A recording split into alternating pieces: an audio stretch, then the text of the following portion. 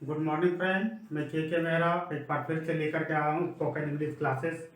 जैसा कि आप सभी को इंट्रोडक्शन क्लासेस का वीडियो मिला, आप लोगों ने देखा, ये मेरा दूसरा क्लासेस है फर्स्ट, और आपके लिए ये क्लासेस फर्स्ट है।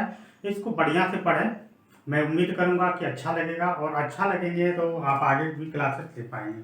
ठीक है, उसके बाद हमसे संपर्क करें। पहले तो मैंने जैसा वादा किया 10 क्लासेस आप फ्री करें, ठीक है ना, फिर देखें कि कैसा अच्छा लग रहा है या नहीं लग रहा है। तो यहाँ पर मैं जो पहला क्लासेस ले रहा हूँ उसमें हम शुरुआत करेंगे ईज एम आर से। जैसे हिंदी में आप क ख ग घ समझते हैं, उसी तरह से इंग्लिश में इसको ईज एम आर से स्टार्ट करते हैं। राइट, तो चलिए हम आगे बढ़ते हैं। और आगे बढ़ते हुए मैं यहाँ जानना चाहूँगा, सबसे पहले आपको बताना चाहेंगे इंग्लिश में जो होते हैं वो पर्सन जो होते हैं वो 3 तरह के होते हैं। फर्स्ट पर्सन, सेकेंड पर्सन और थर्ड पर्सन। सिर्फ जानना है आपको कि पर्सन 3 होते हैं, first person, second person, third person. जैसे हिंदी बोलने के लिए संज्ञा क्या है, सर्वनाम क्या है, विशेषण क्या है, कि कोई आवश्यकता नहीं होती है, उसी तरह इंग्लिश सीखने के लिए नाउन, प्रोनाउन, प्रीपोजिशन की कोई जरूरत नहीं है। राइट, और नंबर 2 होते हैं, सिंगुलर नंबर और प्लूरल नंबर। मैं आशा करता हूँ आप कॉपी रखें, कॉपी में सबको उतारते जाए तो बहुत बेहतर होगा। फर्स्ट पर्सन सिंगुलर नंबर में आता आई, आई मतलब होता मैं, और प्लूरल में आता है वी, वी मतलब होता हम लोग या हम सब। सेकंड पर्सन सिंगुलर नंबर में आता है यू, यू मतलब होता तुम या आप, और प्लूरल में भी होता है यू, यू मतलब होता आप लोग या आप सब। थर्ड पर्सन सिंगुलर नंबर में आता है ही, सी, इट, नेम। ही मतलब वह पुरुष के लिए, सी मतलब वह स्त्री के लिए, और नेम किसी का नाम हो। इट निर्जीव वस्तुओं के लिए प्रयोग करते हैं। दे मतलब होता वे लोग या वे सब। Is it clear? अगर नहीं क्लियर है तो इसको कॉपी में लिखें, वीडियो को पॉज कर दें, रोक दें, और उसके बाद भी आप लिखें, बट इसको लिखें। आगे बढ़ता हूं मैं नेक्स्ट स्लाइड की ओर। अब आता है व्हाट इज सब्जेक्ट। सब्जेक्ट क्या है, ठीक है ना। तो अभी जो आपने लिखा I, we, you, he, she, it, name और they, all are subject. Write down, इसको लिखते चले जाएं। सब्जेक्ट क्या है, तो मैं फिर से एक बार बताना चाहता हूं। I want to say you once again, I, we, you, he, she, it, name, they, all are subject. ये सभी सब्जेक्ट कहलाते हैं। बस जानना हमें कि ये सब्जेक्ट है। आगे स्लाइड पर पढ़ते हैं। यहां पर हम प्रयोग बता रहे हैं, use of is am are. Is am are का प्रयोग कहां करेंगे, इसका पहचान क्या है, व्हाट इज आइडेंटिफाइड। इसका पहचान है कि जिस वाक्य अंत में है, हैं या हूं रहे, वहां हम इज एम आर का प्रयोग करेंगे। राइट, कैसे करेंगे, तो मैंने अभी बताया था subject I, we, you, he, she, it, name, they, all are subject. तो सबसे पहले सब्जेक्ट को लिखा जाता है। सब्जेक्ट के बाद हम इज, एम या आर का प्रयोग करेंगे, और उसके बाद हम जो बाकी रेस्ट लाइन में होगा ऑब्जेक्ट, ऑब्जेक्ट का प्रयोग करेंगे।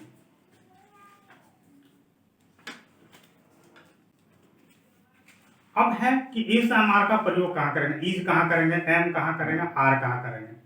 तो सब्जेक्ट के अनुसार ही हम इज एम आर का प्रयोग करेंगे। जैसा कि सब्जेक्ट में दिया गया है I, we, you, he, she, it और नेम, उसी के अनुसार से हम इज एम आर का प्रयोग करेंगे।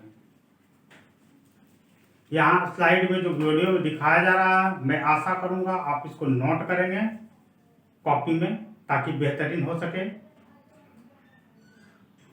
आई के साथ जब भी हम प्रयोग करेंगे, आई के साथ एम का प्रयोग करेंगे, वी के साथ आर का प्रयोग करेंगे, यू के साथ आर का प्रयोग करेंगे, यू के साथ आर का प्रयोग करेंगे, ही, सी, इट, नेम के साथ इज का प्रयोग करेंगे, और दे के साथ आर का प्रयोग करेंगे।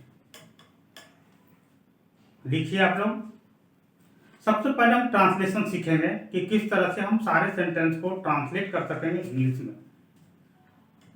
हमने कई बच्चों पर इस थेरेपी को अपनाया है और अपनाने के बाद इसमें देखा गया है कि जब सारे क्रियाकलाप करते चले जाते हैं, आपका सारा क्लासेस होते जाता है, आपके माइंड में एक सॉफ्टवेयर डेवलप होते जाता है।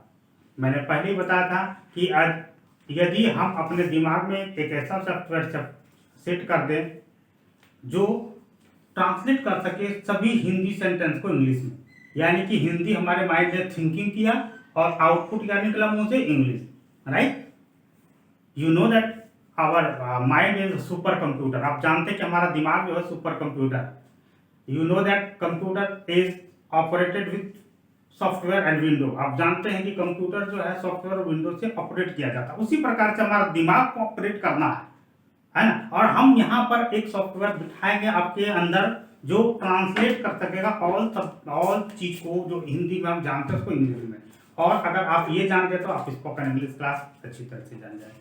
आइए इसको लिख लिया है, अब आगे बढ़ते हैं, एग्जाम्पल देते हैं। या मैंने बताया था सब्जेक्ट के साथ में इज एंड आर का प्रयोग होगा, उसके बाद ऑब्जेक्ट लिखा जाएगा। जैसे यहाँ पर सेंटेंस है वह नाखुश है, तो वह नाखुश में सब्जेक्ट क्या है, वह। तो वह के लिए हम क्या प्रयोग करेंगे, ही के साथ क्या लगेगा, इज, जैसा कि मैं पीछे बताया है ना। और नाखुश का ही ऑब्जेक्ट है, तो नाखुश का इंग्लिश क्या आ जाता है, अनहैप्पी। तो वह नाखुश है, he is unhappy, right. Next देखिए, मैं नाखुश हूं, तो यहां सब्जेक्ट क्या है, मैं, आई, है ना। आई के साथ क्या लगेगा, एम, और नाखुश का अनहैप्पी, तो क्या लिखेंगे, आई एम अनहैप्पी, राइट। तीसरा लाइन यहां पर देखते हैं, और तीसरा लाइन है तुम लोग नाखुश हो, तो तुम लोग का क्या होगा, यू के साथ क्या लगेगा, आर, और नाखुश का अनहैप्पी, यानी कि यू आर अनहैप्पी। अगर अब हिंदी में सेंटेंस रहे वह नाखुश है तो हम क्या लिखेंगे, इज अनहैप्पी। मैं नाखुश हूं, आई एम अनहैप्पी, एंड तुम लोग नाखुश हो तो you are unhappy. Is it clear. अब क्या है कि हम कुछ सवाल आपको देते हैं बनाने के लिए, और आप कोशिश करेंगे उसको बनाने का।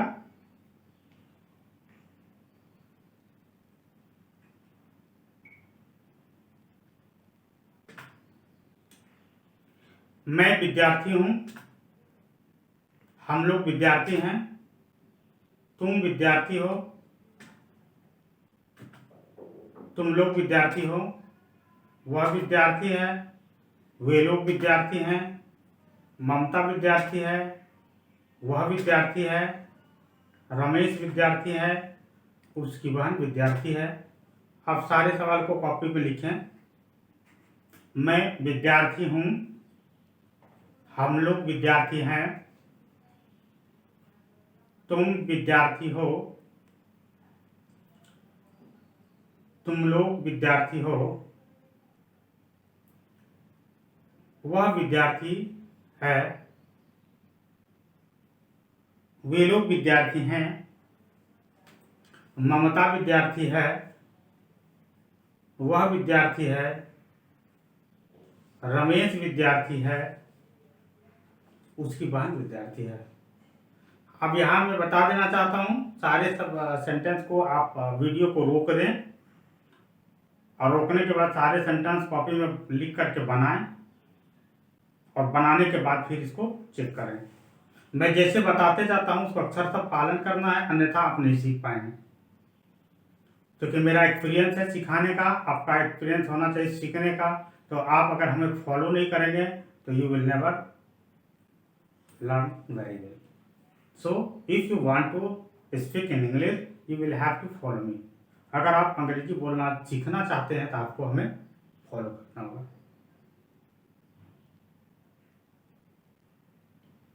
मैं आशा उम्मीद करता हूं कि आप सभी ने लिख लिया होगा, और अगर नहीं लिख लिया तो इस जगह पर वीडियो को पॉज करें। मैं बार बार बता रहा हूं, वीडियो को रोक दें और इसको लिख करके ट्रांसलेट करें।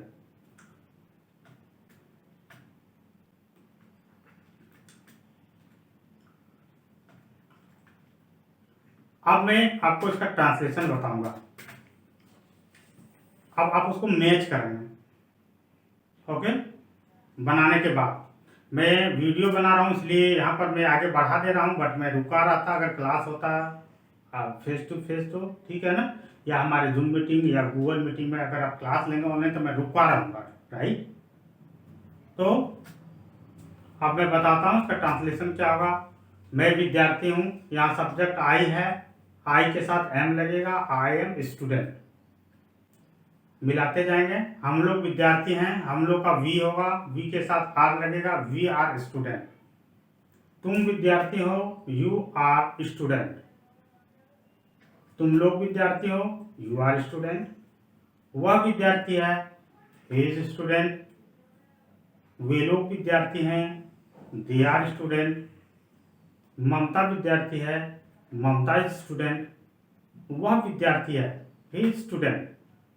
रमेश विद्यार्थी है, रमेश इज स्टूडेंट। उसकी बहन विद्यार्थी है, हर सिस्टर इज स्टूडेंट। एक चीज ध्यान देना है माय डियर फ्रेंड, कि यहाँ पर जब आप कर रहे हो तो यहाँ पर देख रहे हैं लाइन के बाद में यहाँ पर क्या है, पूर्ण विराम हिंदी में।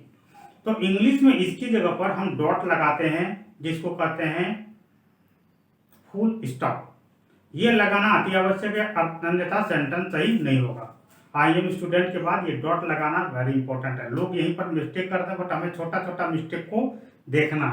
जैसे कि हम पार्टी में जा रहे हैं, ठीक है ना, अच्छा से तैयार होकर के, और वहाँ पर क्या हो कि हम थोड़ा चेहरे पर कालिख लगा दे तो खराब लगेगा, राइट।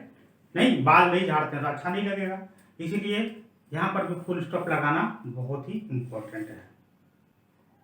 नाउ एक नया चीज आया, उसका उसकी, नहीं, देयर इज न्यू, उसका और उसकी। उसका के लिए HIS हिज का प्रयोग करते हैं, उसका उसकी के लिए हर का प्रयोग करते हैं। जैसे उसका भाई हिज ब्रदर, उसकी बहन her sister. Right down now.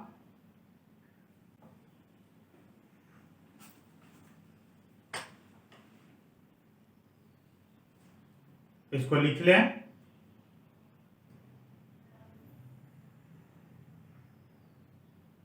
His मतलब उसका, हर मतलब उसकी। अगर उसका भाई लिखेंगे प्लूरल है तो हिज ब्रदर लिखेंगे, उसकी बहन अगर लिखेंगे तो यहाँ पर हर सिस्टर लिखेंगे। यानी कि हिज मतलब लड़का के लिए, हर लड़की के लिए। आइए हम इसको ट्राई करते हैं, फिर कोशिश करते हैं सेकेंड स्लाइड में। और सेकेंड स्लाइड लिखिए, मैं अमीर हूं, हम लोग अमीर हैं,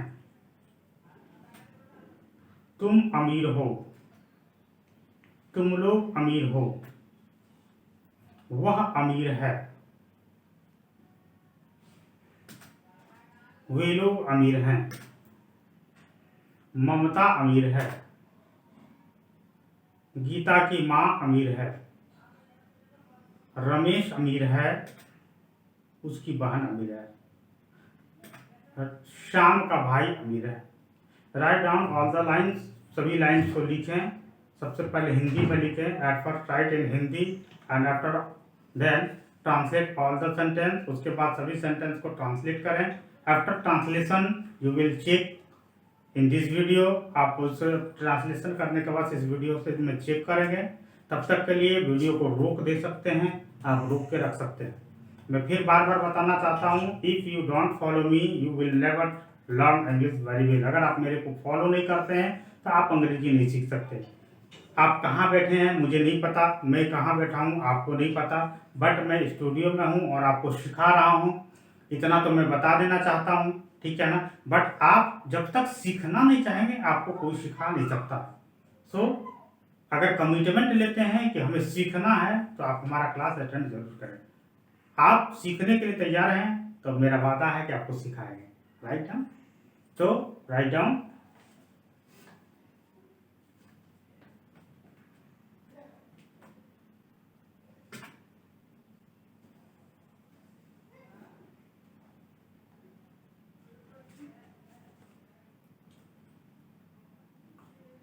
और लिखने के बाद जो स्लाइड था मेरा, मैं अमीर हूँ, हम लोग अमीर हैं, तुम अमीर हो, तुम लोग अमीर हो, स्लाइड आ गया। अब इसको चेक करेंगे। राइट। तो कैसे चेक करेंगे मैं बताता हूँ, आप कॉपी में लिखेंगे और मिलाते चले जाएंगे। मैं अमीर हूँ, आई एम रिच। हम लोग अमीर हैं, वी आर रिच। तुम अमीर हो, यू आर रिच। तुम लोग अमीर हो, यू आर रिच। वह अमीर है, ही इज रिच। ममता अमीर है, ममता इज रिच। वे लोग अमीर हैं, they are rich. Sorry. Geeta की माँ अमीर है, the mother of Geeta. Geeta की माँ है इसलिए द मदर ऑफ गीता लिखेंगे, उसके साथ इज लगेगा और फिर रिच हो जाएगा। रमेश अमीर है, रमेश इज रिच। उसकी बहन अमीर है, हर सिस्टर इज रिच। अभी मैंने पीछे बताया था। श्याम का भाई अमीर है, the brother of Shyam is rich. एक बार फिर से मिला लें। मैं अमीर हूँ, आई एम रिच। हम लोग अमीर हैं, वी आर रिच। तुम अमीर हो, यू आर रिच। तुम लोग अमीर हो, यू आर रिच। वह अमीर है, ही इज रिच। वे लोग अमीर हैं, दे आर रिच। ममता अमीर है, the mother of sorry Mamta is rich. Geeta की माँ अमीर है, the mother of Geeta is rich. Ramesh अमीर है, रमेश इज रिच। उसकी बहन अमीर है, her sister is rich. Shyam का भाई अमीर है, the brother of Shyam is rich. So match it, इसको मिला लें और मिलाने के बाद फिर हम आगे बढ़ते हैं। नहीं मिला पा रहे हैं, टाइम की कमी है, आप पॉज कर सकते हैं, वीडियो को रोक सकते हैं।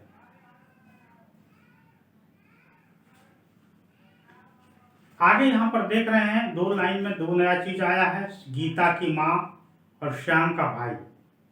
ये हमारे लिए न्यू है। हाँ, देयर इज न्यू, राम का भाई गीता की माँ। अगर आपको आता तो कोई बात नहीं, बट जो बिल्कुल लर्नर्स हैं, बिल्कुल शुरुआती सीख रहे हैं, उसके लिए मैं बताना चाहूँगा ये हमारे लिए नया है। यहाँ का के लिए ऑफ का प्रयोग करते हैं, राइट। जैसे राम का भाई और गीता की माँ, यहाँ का की जगह पर हम ऑफ का प्रयोग कर रहे हैं, राइट। ठीक है ना, जैसे का है और भाई जो है वो इधर आएगा और राम जो है इधर चला जाएगा। ठीक है ना, यहाँ भी गीता की माँ में माँ ऑफ के पहले आ जाएगा और गीता इधर आ जाएगी, राइट। समझ में आ गया कि जहां का के की रहे वहां का के लिए ऑफ लिखेंगे, भाई इधर आ जाएगा, है ना, राम इधर, the brother of Ram, mother of Geeta, right, ऐसे लिखेंगे। लेकिन उसके बाद भी गलत होगा, ठीक है ना। कैसे? मदर ऑफ गीता, लेकिन यहाँ पर गलत होगा, क्यों? क्योंकि यहाँ पर द लगाना जरूरी है। यहाँ का के लिए ऑफ का प्रयोग किया जाता, फिर भी गलत है, क्योंकि यहाँ वाक्य आगे द लगेगा। यानी कहाँ द लगेगा? ब्रदर के आगे, और यहाँ पर मदर के आगे। यानी कि सही सेंटेंस क्या होगा? राम का भाई, तो इधर से लिखेंगे, द लगाएंगे, फिर लिखेंगे brother of Ram.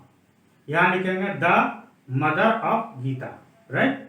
The brother of Ram, the mother of Geeta. ध्यान देना है कि कहीं भी अगर नाम हो तो नाम का पहला अक्षर बड़ा होगा। देखिए यहाँ राम में आर बड़ा है, गीता में जी बड़ा। और शुरुआती जो अक्षर होता है, सिर्फ जब कोई भी सेंटेंस लिखते हैं उसका शुरुआती जो अक्षर होता है वो भी बड़ा होना चाहिए। यहाँ देख रहे हैं द में यहाँ टी बड़ा है, यहाँ भी टी बड़ा है। ये सब छोटा छोटा गलती नहीं करना है, ठीक है ना। किसी भी नाम के पहला अक्षर बड़ा यानी कैपिटल होगा, और किसी भी वाक्य का पहला अक्षर बड़ा यानी कि कैपिटल होगा। राइट डाउन नाउ, इसको लिख लें।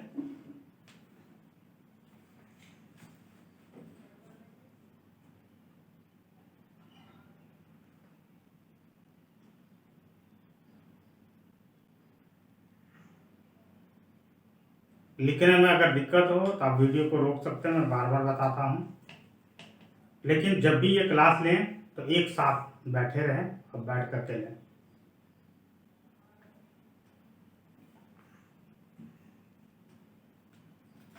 आइए हम बढ़ते हैं आगे। यहाँ पर एक और चीज सीखना हमें, है ना, राम का भाई गीता की माँ। इस तरह की सेंटेंस के लिए एपोस्ट्रोफी एस का प्रयोग किया जाता है। अब एपोस्ट्रोफी एस क्या है उसको जानते हैं। जैसे राम का भाई है, गीता की माँ है, यह राम लिख करके और एपोस्ट्रोफी एस ऐसे ऊपर का चिन्ह लगता है और एस लिख देते हैं, राम्स ब्रदर, इसका भी मतलब राम का भाई होता है। और गीता की माँ में यहाँ गीता मदर लिखेंगे, गीता मदर, ठीक है ना। यहाँ एपोस्ट्रोफी एस यहाँ देख रहे हैं, ये चिन्ह है, क्रसर मेरा देख रहे हैं, और गीता में पीला रंग का जो है एक चिन्ह लगा, उसका एस लगा, इसका मतलब भी कार्तिकी होता है। जैसे राम का भाई द ब्रदर ऑफ राम नहीं लिख करके राम्स ब्रदर लिख सकते हैं। गीता की माँ है ना, द मदर ऑफ गीता नहीं लिख करके गीता मदर लिख सकते हैं। लेकिन यह प्रयोग ज्यादातर नाम के साथ ही किया जाता है। कलम का रंग, किताब की मोटाई, यहाँ अगर हम लिखते हैं पेंस कलर और यहाँ लिखते हैं बुक्स थिकनेस, तो ये रॉन्ग हो जाएगा, क्योंकि निर्जीव वस्तुओं के साथ एपोस्ट्रोफी एस लगा करके का प्रयोग नहीं किया जाता है, ठीक है ना। तो यहाँ पर क्या हो जाएगा, फिर से वही कलम का रंग यानी कि द कलर ऑफ पेन, ठीक है ना, और किताब की मोटाई द थिकनेस ऑफ बुक, नहीं, ये सही होगा। इसको समझ में आ रही है? अगर समझ में नहीं आ रहा तो वीडियो को आप आगे पीछे भी कर करके दोबारा देख करके समझ सकते हैं, कोई दिक्कत नहीं आएगी।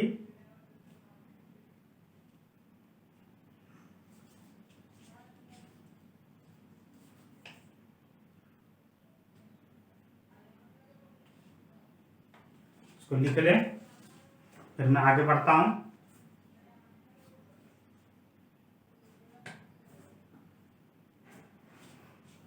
आगे बढ़ने के लिए फिर हम कुछ सेंटेंस आप लोग को दे रहे हैं। मैं गरीब हूं, हम लोग अभियंता हैं, तुम डाकिया हो, तुम जादूगर हो, वह चपरासी है, वे लोग चालाक हैं, ममता पत्रकार है, सुभद्रा कुमारी चौहान कवित्री हैं, रमन का भाई दंडाधिकारी है और उसकी बहन ऑफिसर है। इसको ट्रांसलेट करें। मैं गरीब हूं, हम लोग अभियंता हैं, तुम डाकिया हो, तुम लोग जादूगर हो, वह चपरासी है, वे लोग चालाक हैं, ममता पत्रकार है, सुभद्रा कुमारी चौहान कवित्री हैं, रमन का भाई दंडाधिकारी है और उसकी बहन ऑफिसर है।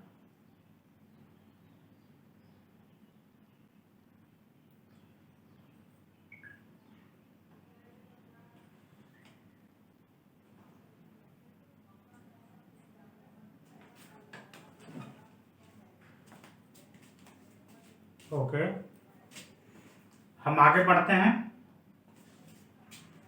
और हम यहाँ पर आपको कुछ वर्ड लिखवा रहे हैं। इस वर्ड को लिखें।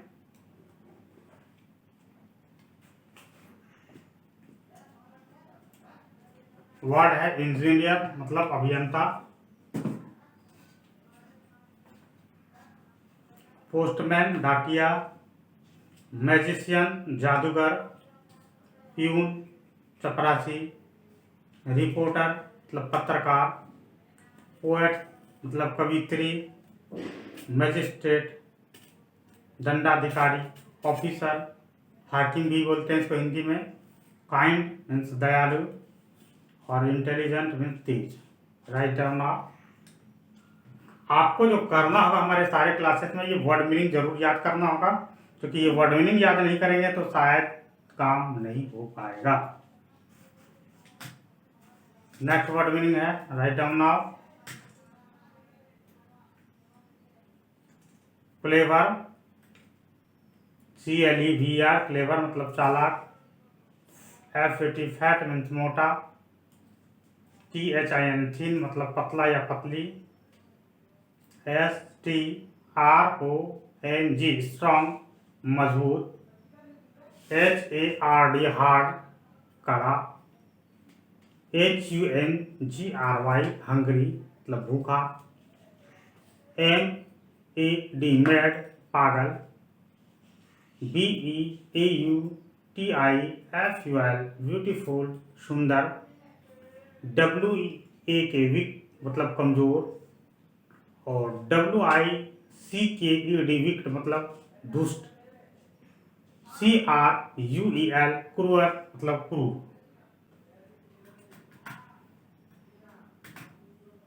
अब यहां मैंने जो सेंटेंस बताया था उसको चेक करें। मैं गरीब हूं, आई एम पुअर, हम लोग अभियंता हैं, वी आर इंजीनियर, तुम डाकिया हो, यू आर पोस्टमैन, तुम लोग जादूगर हो, यू आर मैजिशियन, वह चपरासी है, हिज प्यून, वे लोग चालाक हैं, दे आर क्लेवर, ममता पत्रकार है, Mamta is reporter,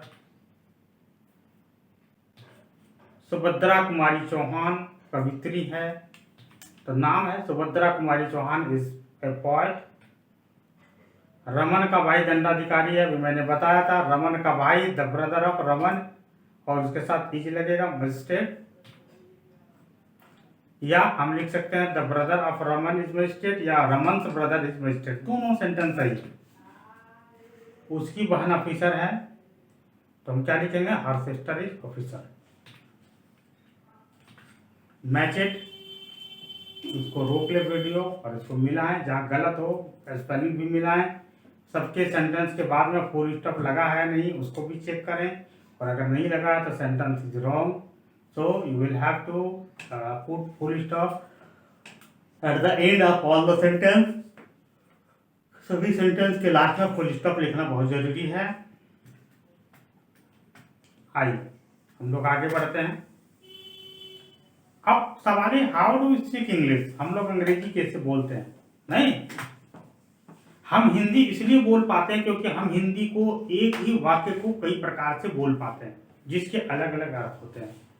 we can speak Hindi because we know that all the sentence and different type and all the sentence our meaning.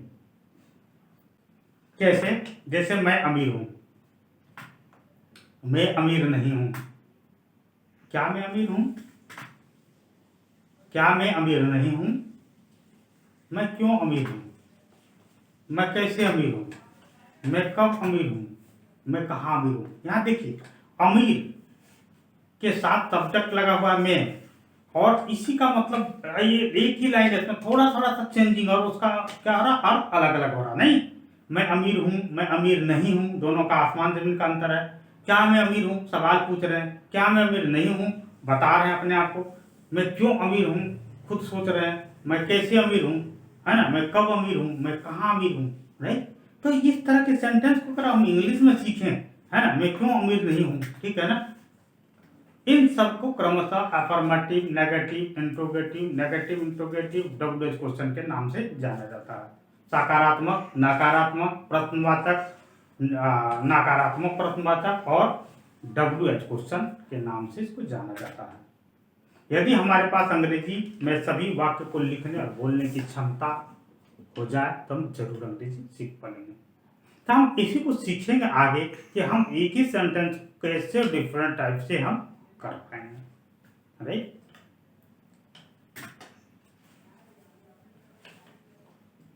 You stop.